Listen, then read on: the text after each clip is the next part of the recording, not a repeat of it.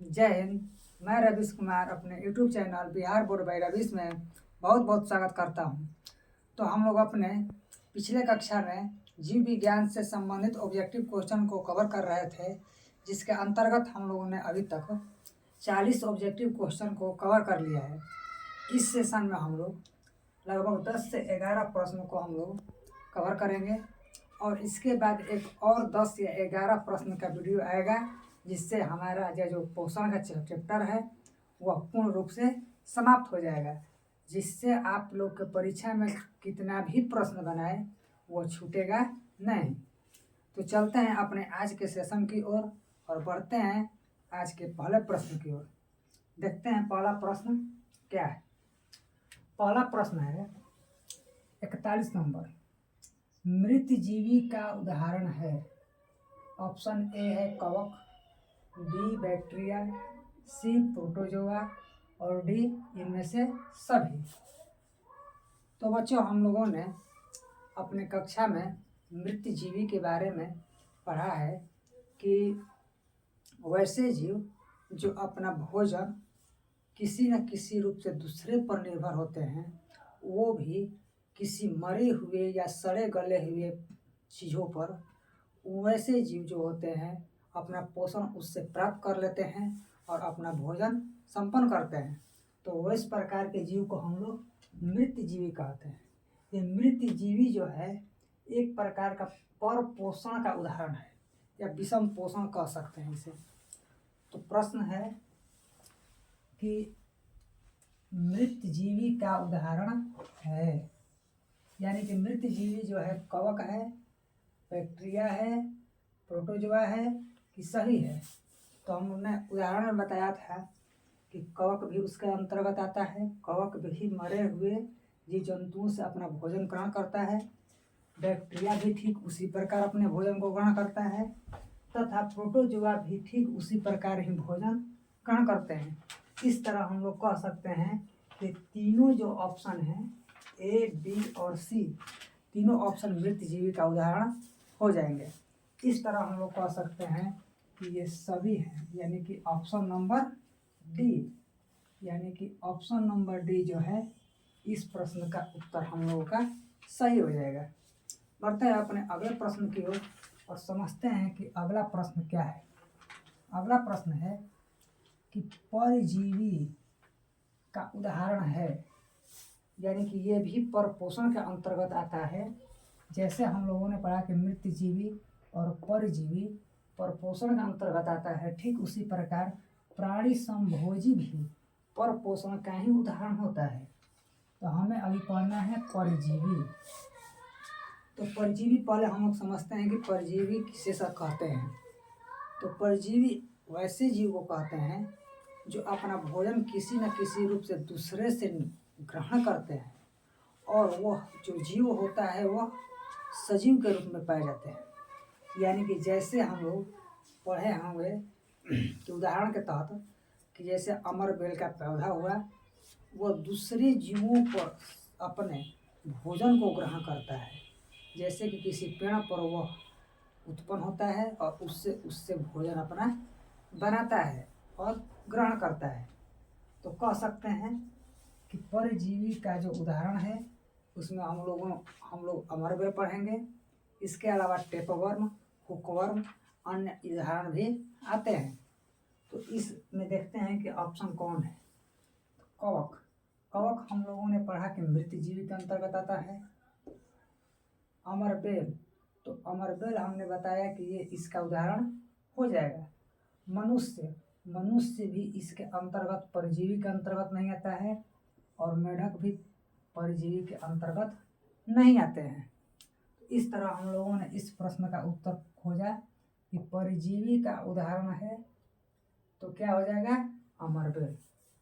तो बढ़ते हैं अपने अगले प्रश्न की ओर और समझते हैं अगला प्रश्न। प्राणी संभोजी, प्राणी संभोजी का उदाहरण है। पहला अमीबा, दूसरा मेढक, तीसरा मनुष्य और चौथा इनमें से सभी दिया है। तो बच्चों, हम लोगों ने प्राणी संभोजी के अंतर्गत हम लोगों ने उदाहरण पढ़े हैं कि मनुष्य भी आते हैं और इसके बाद मेढक, और उसके बाद मनुष्य, मेढक और अमीबा, ये तीनों हम लोगों ने उदाहरण के तहत पढ़ा है। तो इस तरह हम लोग कह सकते हैं कि प्राणी समभोजी के अंतर्गत अमीबा, मेढक, मनुष्य तीनों आते हैं। इस तरह हम लोग कह सकते हैं कि इसका भी ऑप्शन नंबर क्या हो जाएगा, तो डी हो जाएगा। ठीक है, तो इस तरह हम लोगों ने ये तीन जीवी परजीवी के बारे में बात किया, एक परजीवी और एक प्राणी संभोजी और एक पढ़ा हम लोगों ने मृतजीवी। ये जो होते हैं कभी कभी इसकी परिभाषा पूछकर उदाहरण सहित 5 या 6 नंबर में भी पूछ लिए जाते हैं। बढ़ते हैं अपने अगले प्रश्न की ओर और समझते हैं अगला प्रश्न। स्वपोषी भोजन के लिए क्या जरूरी है? यानी कोई भी जीव है तो हम लोग जानते हैं कि स्वपोषी जीव होते हैं, वो पेड़ पौधे होते हैं, वे जो होते हैं उनके लिए क्या क्या आवश्यकता होती है, ऑप्शन पर नज़र डालते हैं। पहला ऑप्शन है क्लोरोफिल। ठीक है, हम लोग पढ़े हैं कि क्लोरोफिल की आवश्यकता होती है। सूर्य, जी हाँ, यदि सूर्य का प्रकाश न हो तो प्रकाश संश्लेषण की प्रक्रिया संभव नहीं हो पाता है। वायुमंडल से हम लोग पढ़े हैं कि कार्बन डाइऑक्साइड की भी आवश्यकता होती है तथा जड़ से जल भी लेता है। यानी कि स्वपोषी जो होते हैं अपने भोजन को बनाने के लिए क्लोरोफिल की आवश्यकता रहती है। दूसरा, सूर्य के प्रकाश की भी आवश्यकता होती है। तीसरा, वायुमंडल से CO2 की आवश्यकता होती है तथा जड़ से जल की आवश्यकता होती है। इस तरह हम लोग कह सकते हैं कि जो स्वपोषी जीव होते हैं यानी कि हरे पेड़ पौधे जो होते हैं अपने भोजन को बनाने के लिए उसमें क्लोरोफिल की उपस्थिति हो, जिससे कि वह प्रकाश के किरणों को अवशोषित कर सके। सूर्य का होना तो अनिवार्य ही है। इसके बाद वायुमंडल से CO2 की जरूरत होती है और जल की आवश्यकता होती है। इस तरह हम लोग कह सकते हैं कि इसका ऑप्शन नंबर क्या हो जाएगा, तो डी हो जाएगा। क्या हो जाएगा, डी हो जाएगा। यहाँ पर एक और बात ध्यान देने योग्य है कि प्रकाश संश्लेषण की जो प्रक्रिया होती है वो केवल दिन में होती है, यानी कि रात में नहीं कराई जाती है। यह प्रश्न आपके परीक्षा बोर्ड में आ चुका है। और एक प्रश्न और यहाँ पर हम कवर कर देते हैं कि पेड़ पौधे जो होते हैं वो किस प्रकाश के रंग में अपने भोजन को अधिक से अधिक बना पाते हैं। तो हम लोगों ने पढ़ा है कि प्रकाश से निकलने वाले 7 रंग जो होते हैं बैजान या पिंगला कहा जाता है। उसमें जो जिसका तरंगदैर्घ्य सबसे अधिक लाल रंग की होती है उसमें पेड़ पौधे अपने भोजन सबसे अधिक बनाते हैं। तो बढ़ते हैं अपने अगले प्रश्न की ओर। अगला प्रश्न है कि वायुमंडल में CO2 की मात्रा क्या है? यानी कि हमारा जो यह वातावरण है पृथ्वी, इस पृथ्वी के आवरण में गैसों का मिश्रण पाया जाता है। जो गैसों का मिश्रण होता है उसमें हम लोग oxygen, nitrogen, carbon dioxide, neon, धूल कण, जलवाष्प, अन्य प्रकार के सभी चीज़ पाए जाते हैं। इसके अंतर्गत हम लोगों ने क्वेश्चन में पूछा है कि वायुमंडल में CO2 की मात्रा कितनी होती है। तो हमने बताया है कि CO2 जो होता है 0.03% होती है। यदि परीक्षा में पूछा जाए कि ऑक्सीजन की मात्रा कितनी होती है तो लगभग में बोला जाए तो 20.99%, लेकिन कभी कभी ऑप्शन में आप लोगों के लिए 21% भी देखने को मिल जाता है। ठीक उसी प्रकार हम लोग समझें कि नाइट्रोजन की कितनी परसेंटता होती है, तो इसकी परसेंटेज जो होती है 78% होती है। और अन्य प्रकार के सभी जो मिले होते हैं वो मिश्रण होते हैं। तो इस तरह हम लोगों ने देखा कि वायुमंडल में CO2 की मात्रा कितनी होगा, तो 0.03%, यानी कि इस प्रश्न का उत्तर ए नंबर। आगे है 20.99%, ये ऑक्सीजन है। तीसरा है 78%, ये जो है नाइट्रोजन की मात्रा है। और डी जब ऑप्शन हो ही गया है तो कोई का मतलब नहीं बनता है। तो इस प्रकार हम लोग अपने अगले प्रश्न की ओर बढ़ते हैं और समझते हैं कि प्रकाश संश्लेषण में क्या नहीं होता है। प्रकाश संश्लेषण में क्या नहीं होता है, यानी कि जब प्रकाश संश्लेषण की प्रक्रिया होती है तो उसमें क्या नहीं होगा उसे हम लोग को खोजना है। पहला है पानी का टूटना। तो पानी टूटता है प्रकाश की उपस्थिति में। जल दो भागों में टूटता है, ऑक्सीजन तथा हाइड्रोजन के रूप में। ठीक है। बी नंबर है CO2 मुक्त होना। जी नहीं, CO2 ग्रहण होता है, CO2 मुक्त नहीं होता है। मुक्त कहने का मतलब कि वो अपने से बाहर निकाले, तो इसमें बाहर तो निकाला नहीं जाता है। CO2 को अवशोषित किया जाता है, यानी कि ये वाला भाग जो है हम लोग के लिए गलत हो गया। ये आगे है सी नंबर ऑक्सीजन मुक्त होना। तो ये बात होता है कि ऑक्सीजन क्या होता है, प्रकाश संश्लेषण के दौरान बाहर निकलता है। यहाँ पर हम एक आप लोगों के लिए अच्छा प्रश्न बताना चाहते हैं कि लैंग्वेज थोड़ा यहाँ पर घुमा दिया जाता है कि प्रकाश संश्लेषण के दौरान ग्लूकोज के साथ या ग्लूकोज के सह कौन सा प्रतिफल बनता है। क्या हुआ प्रश्न कि प्रकाश संश्लेषण के दौरान ग्लूकोज के साथ प्रतिफल के रूप में कौन सी गैस प्राप्त होती है या वायुमंडल में मुक्त होती है। तो यही हो जाएगा ऑक्सीजन, जो हम लोग इसे ग्रहण करते हैं। ठीक है। इसके बाद है CO2 की उपयोग। जी हाँ, वातावरण में हम लोग पेड़ पौधों में प्रकाश संश्लेषण की प्रक्रिया कराने के लिए CO2 की मात्रा की जरूरत होती है। तो इस तरह हम लोगों ने देखा कि प्रकाश संश्लेषण में क्या नहीं होता है, तो CO2 मुक्त नहीं होता है, क्योंकि CO2 का उपयोग किया जाता है। और यहाँ पर ऑक्सीजन मुक्त होता ही है, पानी टूटता ही है। यहाँ पर एक क्वेश्चन बनेगा कि पानी कब टूटता है, तो बताया जाएगा प्रकाश जब आती है तो वहाँ पर जो भी प्रक्रियाएं होती है जिससे वहाँ पर पानी टूट जाता है और वह हाइड्रोजन और ऑक्सीजन के रूप में विभक्त हो जाता है। बढ़ते हैं अपने अगले प्रश्न की ओर और समझते हैं अगला प्रश्न क्या है।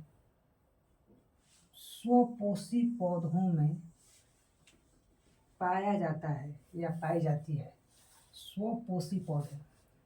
तो बच्चों, स्वपोषी पौधे वैसे पौधे को कहा जाता है या स्वपोषी जीव वैसे जीव को कहा जाता है जो अपना भोजन स्वयं बनाकर या संश्लेषित कर कर अपने ही जीव को भोजन बनाते हैं या भोजन ग्रहण करते हैं। तो कह सकते हैं कि हरे पेड़ पौधे जो हैं वो अपना भोजन स्वयं बनाते हैं, इसलिए वो किस में आ जाएंगे, स्वपोषी पौधे में। ऑप्शन है भोजन स्वयं बनाते हैं, भोजन के लिए दूसरे पर निर्भर होते हैं, कि दोनों कार्य करते हैं, कि इनमें से कोई नहीं। तो हमने बताया कि स्वपोषी जो जीव होते हैं वो अपना भोजन स्वयं बनाते हैं, यानी कि option number A. Option number क्या हो जाएगा इसका, तो ए हो जाएगा। इस तरह हो गया कि भोजन के लिए जो जीव दूसरे पर निर्भर होते हैं उसे हम लोग परपोषण कहते हैं। ठीक है, आगे बढ़ते हैं। अगला प्रश्न है कि पेड़ पौधों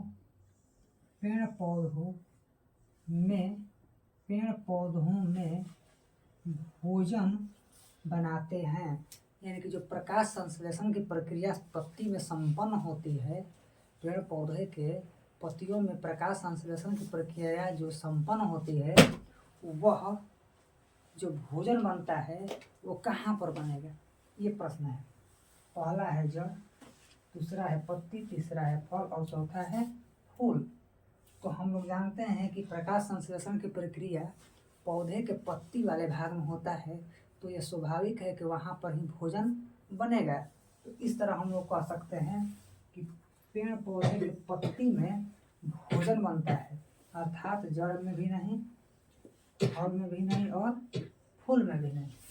इस तरह हम लोगों ने देखा कि पेड़ पौधों में भोजन कहाँ बनेगा, तो पत्तियों में बनता है। ठीक है, आगे बढ़ते हैं। अगला प्रश्न है कि आमाशय में क्या पाया जाता है। आमाशय की जो दीवारें होती है उसके अंतर्गत इस 4 ऑप्शन में कौन सा ऑप्शन सही है, इसको हम लोग को चुनना है। तो देखते हैं। पहला है लार ग्रंथि, दूसरा है जठर ग्रंथि, तीसरा है पित्तरस और चौथा है अग्न्याशयी रस। पहला है लार ग्रंथि, दूसरा है जठर ग्रंथि, तीसरा है पित्तरस और चौथा है अग्न्याशयी रस। तो हम लोगों ने यह पढ़ा है कि पहला ऑप्शन जो है लार ग्रंथि। लार ग्रंथि जो होते हैं हम लोगों के मुंह में पाए जाते हैं। इस तरह हम लोग कह सकते हैं कि अमाशय में नहीं पाया जाता है, तो इसे हम लोग पहले काट देते हैं। आगे दूसरा है कि अमाशय में जठर ग्रंथि जो होती है वो पाई जाती है।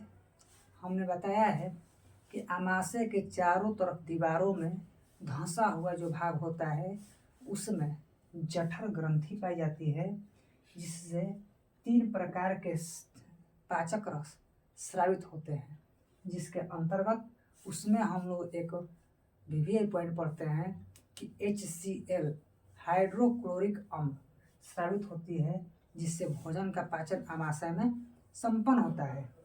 तो कह सकते हैं कि अमाशय में क्या पाया जाता है, तो जठर ग्रंथि पाई जाती है। अगला है पीतरस। पीतरस नहीं पाया जाता है। अगला है अग्नेयसी रस, ये भी इसमें नहीं पाया जाता है। पीतरस जो होता है बच्चों वो यकृत से स्रावित होता है, यानी कि इसका निर्माण यकृत में होता है, और इसका स्टोर जो होता है यानी कि जो संचय जो जगह होता है उसे हम लोग पित्ताशय के नाम से जानते हैं। इसके बाद यह पित्तरस हमने हम लोगों के पाचन तंत्र के छोटी आंत वाले भाग में जाकर मिल जाती है और वहाँ पर भोजन को पाचन कराने में सहायक होती है। तो बढ़ते हैं अपने आज के लास्ट प्रश्न की सेकंड लास्ट प्रश्न की ओर और समझते हैं कि अमीबा में आकार होता है, यानी कि अमीबा का जो आकार होता है उसके बारे में हम लोगों को बताना है, यानी कि अमीबा का आकार कैसा होता है। तो जिस प्रकार कोशिका का कोई आकार नहीं होता है, ठीक उसी प्रकार अमीबा का भी कोई आकार अपना नहीं होता है। अमीबा एक कोशिकीय जीव है जो केवल और केवल एक ही प्रकार की कोशिकाओं से मिलकर बना होता है। तो होता क्या है, तो एक है नियमित, दूसरा है अनियमित, तीसरा है दोनों और चौथा है कोई नहीं। तो जिस तरह हमने बताया कि कोशिका का आकार नियमित नहीं होता है, यानी कि अनियमित या अनिश्चित कह सकते हैं, ठीक उसी प्रकार अमीबा का भी कोई आकार निश्चित नहीं होता है। इसका कारण यह है कि वह अपने भोजन के लिए जहाँ पर भी नमी उसको मिल जाए उस ओर वह अपने आकार को बढ़ा लेती है और अपने भोजन को पकड़ती है। तो इस कारण हम लोग कह सकते हैं कि अमीबा का आकार जो होता है नियमित नहीं होता है। क्या होता है, तो अनियमित होता है। दोनों होगा नहीं, ये होगा नहीं। ठीक है, बढ़ते हैं आज के सेशन के अपने लास्ट प्रश्न की ओर और समझते हैं क्वेश्चन नंबर 51। 51 है कि निम्न में कौन परपोषण का उदाहरण है। यानी कि हम लोगों ने पढ़ा है कि पोषण जो 2 प्रकार के होते हैं, स्वपोषण और परपोषण। उसमें जो होता है परपोषण, वो उसके अंतर्गत हम लोग क्या क्या पढ़ते हैं। ऑप्शन है मृतजीवी, दूसरा है परजीवी, तीसरा है प्राणी संभोजी और डी नंबर है सभी। तो इस तरह हम लोगों ने देखा है कि जो परपोषण जो होते हैं वो 3 प्रकार के पाए जाते हैं। हमने शुरू में ही बताया, एक है मृतजीवी, एक है परजीवी, एक है प्राणी संभोजी। तो इस तरह यह तीनों जो हो गए, ऊपर वाला साइड जो है ये तीनों जो है यह परपोषण का उदाहरण होता है। इस तरह हम लोग कह सकते हैं कि ये भी होगा, ये भी होगा और ये भी होगा। इस तरह हम तो कह सकते हैं कि ऑप्शन नंबर डी इसका राइट आंसर हो जाएगा। तो इस तरह हम लोगों ने आज 51 तक प्रश्न को कवर कर लिए हैं। इसके बाद हम लगभग और 10 प्रश्न लेंगे, इसके बाद यह चैप्टर बंद हो जाएगा। इसके बाद आगे वाला चैप्टर में हम लोग देखेंगे, श्वसन चैप्टर है, उसमें ऑब्जेक्टिव क्वेश्चन को लाएंगे। तो इसी प्रकार वीडियो आती रहेगी। मिलते हैं अगले वीडियो में। जय हिंद।